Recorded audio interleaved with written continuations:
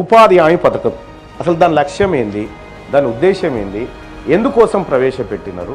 Sir Manmohan Singh గారు sir ప్రధానమంత్రిగా ఉన్నటువంటి సమయంలో ఇటువంటి గొప్ప చట్టాలు, గొప్ప ప్రయోజితమైనటువంటి ఎన్నో చేశారు సార్. అందులో రైట్ టు ఇన్ఫర్మేషన్ యాక్ట్ కావచ్చు, రైట్ టు ఎడ్యుకేషన్ యాక్ట్ కావచ్చు, ఇది ఈ ఉపాధి హామీ చట్టం ఏదైతే ఉందో సార్, ఫుడ్ సెక్యూరిటీ బిల్ ఏదైతే ఉందో సార్, ఇది 2005లో పెట్టినట్టున్నారు, 6 నుంచి అమలైనట్టుంది సార్.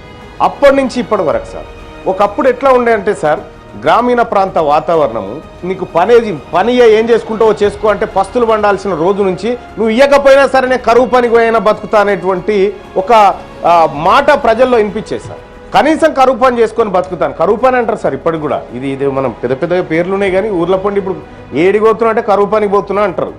అలాంటి కరువు పనికి పోతే ఒక ధైర్యం సార్, ఏమీ లేని వాళ్ళకి నా కోసం ఒకటి ఉన్నది అనేటువంటి ఒక ధైర్యం అప్పుడున్నటువంటి యూపీఏ గవర్నమెంటు, అప్పుడున్నటువంటి ప్రధానమంత్రి మన్మోహన్ సింగ్ గారు ఆ ప్రభుత్వం తీసుకొచ్చినటువంటి గొప్ప చట్టం సార్. ఆ ప్రభుత్వం నిజంగా ఈ దేశంలో ఉన్నటువంటి పేదవాళ్ళ కడుపులోకి తొంగి చూసి చట్టాన్ని తెచ్చింది సార్.